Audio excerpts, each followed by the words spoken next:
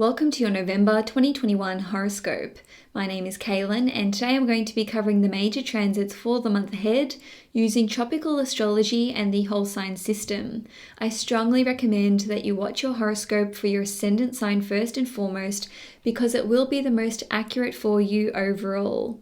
Having said that, if you've got time to watch your sun and moon sign horoscopes as well, go for it, because the sun sign horoscope will tell you more about your life goals and your career, whereas the moon sign horoscope will pertain more to your living circumstances and your family life. Now, I've got an exciting announcement to make. I am putting together 2022 horoscopes for all 12 zodiac signs. So these horoscopes will be super in-depth, and you'll be able to purchase yours on sale if you buy during November or in the first 2 weeks of December. So these will retail for $16.99 US, but you'll be able to purchase yours on sale during that period of time for just $12.99. So please make sure you are subscribed to the channel and checking the website regularly, because there will be an announcement once these are available for sale. And now let's dive into the November horoscopes. Hi Leo, Sun, Moon and Risings. Welcome to your November 2021 horoscope. Before I get into your horoscope this month, I'm going to pull an animal totem card just to see what energies will be with you for this month. Okay, I've got the dragon. So obviously it's a mythical creature.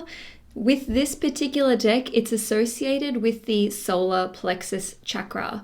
So you're going to want to focus on building up your confidence, and also dragons can obviously breathe fire. So this is about finding out what sets you alight in terms of your passions, your creativity, your hobbies, and also dragons can protect themselves. So you may be wanting to protect something which is really close to your heart, and this could be to do with family or with your vocation or your life's calling, which is definitely in alignment with the notes I've prepared. So on the 30th of October, yes, I'm starting a little bit behind this month because I didn't cover it in the previous horoscope. We are going to see Mars entering the sign of Scorpio. So Mars will be transiting your 4th house for about 7 weeks. Mars is the natural ruler of Scorpio, so it is very strong in this sign. Wherever Mars goes, this is where we are putting a lot of our energy and focus. So given that it is transiting your 4th house of family life and your home and living circumstances, there will be an intense focus on these areas. You may be fixing things around the house. You may have a lot of ideas for new inventions or innovations that you want to introduce into the home. You may be building something new like a garage, a shed, a deck, or you may just be spending a lot of time out in the garden. Now, of course, the 4th house represents your family, so you may be trying to mobilize your family to take some kind of action. Mars rules over your 9th house, which represents your world beliefs. It rules over things like world politics, religion, spirituality, but it also represents prophecies and our inspiration. So with Mars being a very assertive planet, this is basically you trying to get your family behind you. You're trying to rally them into taking some kind of action. Now, this could be to do with relocating from where you currently live. You may be trying to educate them, which is another function of Mars ruling over the 9th house.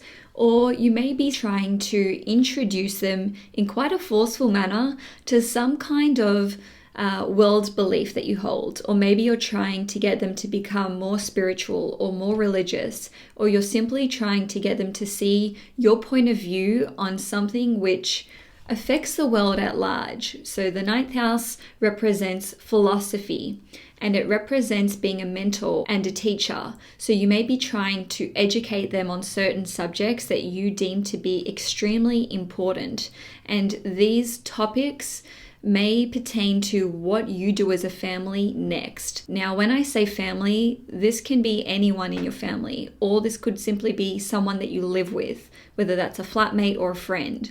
Now, lastly, with Mars transiting your 4th house, this can see you experiencing discord with family members or with people that you live with, or perhaps you're just trying to get to the root cause of some kind of psychological disturbance that you are experiencing. Now, on the 4th or the 5th of November, depending where you live in the world, there will be a new moon in Scorpio at 12 degrees in your 4th house. And it will be in a wide conjunction with Mars, which is, of course, the ruler of this new moon. Now, this new moon will actually be making an exact opposition to Uranus in Taurus in your 10th house, and it will be squaring Saturn in Aquarius in your 7th house. New moons indicate a new chapter starting somewhere in our lives. So given that this is taking place in your 4th house, this is about you setting the intention to make changes when it comes to your living circumstances. You may be making plans to buy a new property. You may be making plans to sell your property. You may be intending to seek out a new lease or to break your existing lease. In any case, this is about you making plans and taking actionable steps as to what you want to do next. And I say that because Mars represents taking action. When Mars is in the sign of Scorpio, this is about following our deepest desires, and it's about having incredible powers of follow through. So anything that you set your mind to when it comes to this new moon in your 4th house can absolutely be achieved. Now, whatever it is that you want to action, there may be some kind of trade-off when it comes to your status in the public eye. And I say that because of this opposition to Uranus in your 10th house. So what you're doing on the home front, whether you're buying or selling or relocating, can certainly have an impact on how other people view you. Now, this could be as simple as you relocating to another country, and therefore the people in these new surroundings will view you differently to how people would have viewed you in your home country or in your hometown. It doesn't need to be as dramatic as going halfway across the globe. Now, this could just be a big shift in your psychological foundations. So perhaps this is brought on by a change which has occurred in your professional status. Now, of course, not all of you are going to be currently employed. Maybe some of you are between jobs. Maybe some of you have resigned or retired. And, this shift in your status in the public eye could lead to you having a shift in your values on a more deep and psychological level. Maybe some of you are wanting to investigate your roots and your ancestry. And with Mars being in the sign of Scorpio, which is all about, digging into things and doing a lot of deep research, if there's some kind of unsolved mystery in your family or to do with your ancestry and your lineage, you can absolutely have a big breakthrough around this time. Now, the nature of new moons is that we see the full results of this intention about 6 months later or about 18 months later. So look out for the full moon in Scorpio in 6 months' time or the next full moon in Scorpio in 1.5 years' time. Now, on the 10th of November, Mercury and Mars will be in exact conjunction with one another in the sign of Scorpio in your 4th house. So this is all about investing in things for your property. Now, it doesn't matter whether you are a homeowner or if you are renting. Some of you may be investing in tools or equipment to use in your home. So this could be like purchasing a lawnmower, purchasing equipment for the yard or for the shed. You may be purchasing appliances for the home. And some of you may be investing in security cameras. And this is indicated by Mars being in the 4th house, which is all about protecting the home, and Mercury represents devices and new technology. Something to note with Mars being in your 4th house for the whole of the month and through till about halfway through December is that there is an increased risk when it comes to accidents in the home which involve sharp tools or equipment. So if you've got a toolkit and young children, you just want to be locking that up or making sure that that is secure in your garage or in the shed. And of course, if you have like a set of kitchen knives, just be super careful with any sharp object in the home. And along that train of thought, Be careful about securing the locks in your home. So don't leave doors unlocked. Make sure you close windows before you go to sleep or before you leave the house. And I say this because Mars is connected to burglaries and theft, and in the sign of Scorpio, you just don't want to take any risks. Now, another way that Mercury and Mars conjunct in your 4th house can play out is that you may be wanting to host a garage sale. This is an amazing time to do so. If you've got all these tools or old car pieces or, bits from vehicles in the home and you're wanting to sell them, go for it, because Mercury represents having a sale, and the combination of these two planets in your 4th house shows that you can have a very prosperous result if you do host a garage sale. And I say that because Mercury rules over your 2nd house, which represents your finances and resources. Of course, some of you may just be speaking to real estate agents at this time, whether this is about buying, selling, looking for a new place to rent. You can certainly be signing contracts during this period, and this is a favorable time to do so. And that's because Mercury is direct. So these two planets together show that you can start something new and see it out to completion.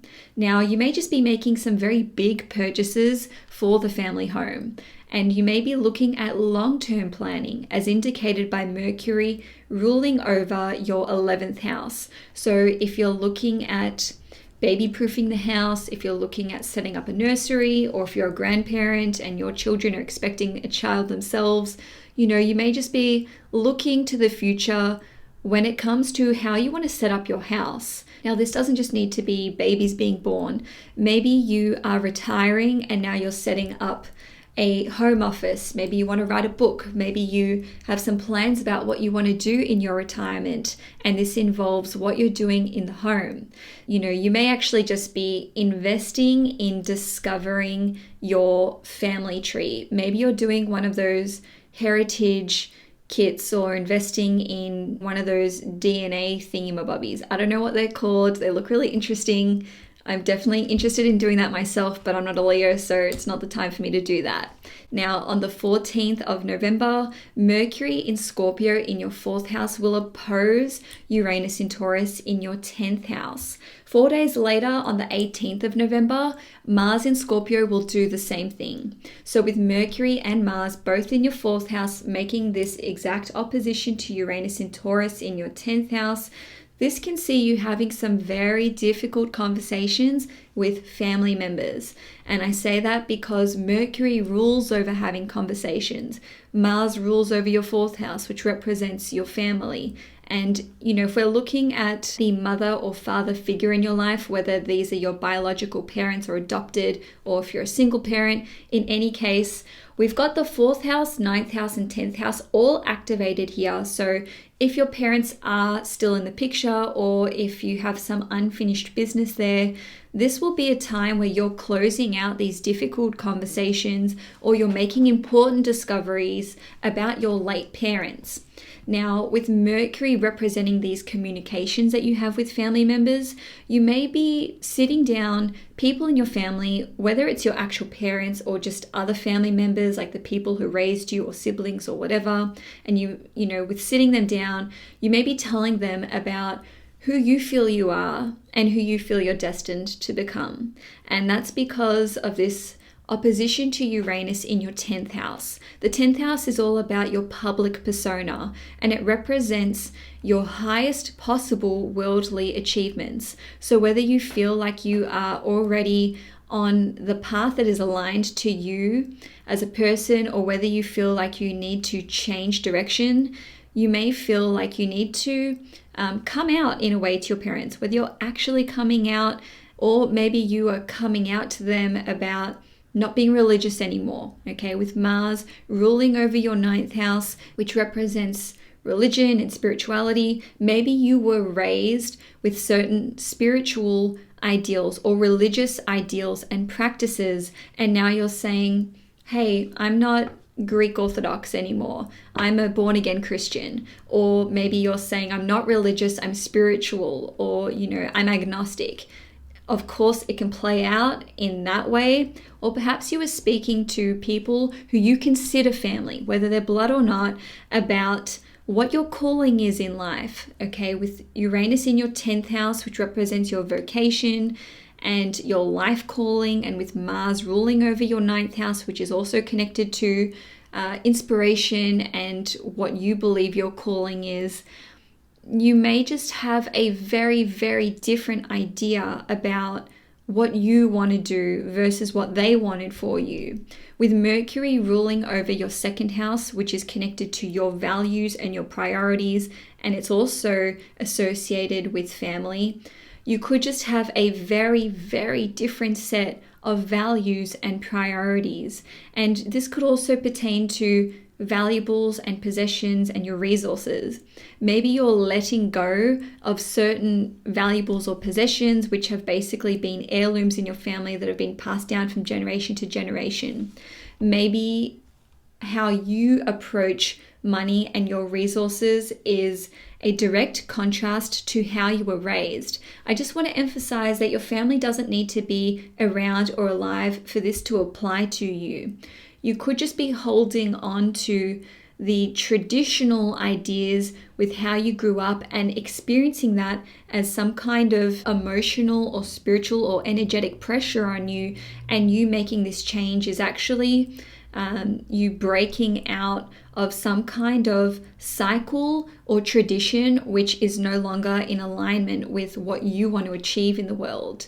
Now, on a more tangible level, you may be cutting out certain family members from your life. On a different level though, maybe some of you who are in committed relationships are having very difficult conversations with your significant other. And I say that because Uranus rules over your 7th house, which represents this committed relationship. This could just be with a very close friend, but these tricky conversations that you're having with your partner could involve not wanting kids anymore. Or maybe you said you were done having children and now you're reneging on that and you're like, no, I want to have more. I want to start trying again. Maybe you're trying to initiate a breakup with someone that you're in a relationship with. Again, this could be a romantic partner, or this could be someone who is a very close childhood friend. Now, you may be speaking to your partner or a close friend about being deeply unhappy with the state of your relationship, or with your family life, or with your career. Maybe you're unhappy about the direction that you're going in. Maybe you're speaking to your significant other about how much you want to get married. It doesn't need to be a negative conversation. This is about it being a hard-hitting conversation, which is difficult to bring up. With Mars ruling over your 9th house and being in the sign of Scorpio, which it rules, Mars in Scorpio represents our deepest desires and passions. So maybe you're having this difficult conversation with someone about what you really, really want to do, and you're worried about how they're going to react to you.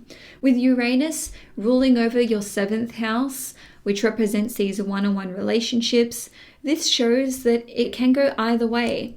You may get an amazingly positive reaction and you were like, wow, I really wasn't expecting that. In any case, this transit, these two planets making an opposition to Uranus in your 10th house, also indicates what you want to do with your legacy. And that's because Mercury rules over your 11th house. Maybe you don't want to work in your family business anymore. Maybe you need to cut a certain family member out of the family business. Or perhaps you are just reevaluating what you want to do in the long term, and you're worried about how people are going to react to this on a general level. Now, lastly, for the month, on the 19th of November, there will be a full moon lunar eclipse at 27 degrees in Taurus in your 10th house. As a Leo, you are always going to be affected by eclipses because it involves the sun, which is the planet which rules you. So this eclipse in your 10th house is all about there being a significant change in your status. The 10th house represents your public persona, your public reputation. And as I said that, my candle went out, which is reminding me about the dragon actually, because this is about you being confident in the change that is coming into your life.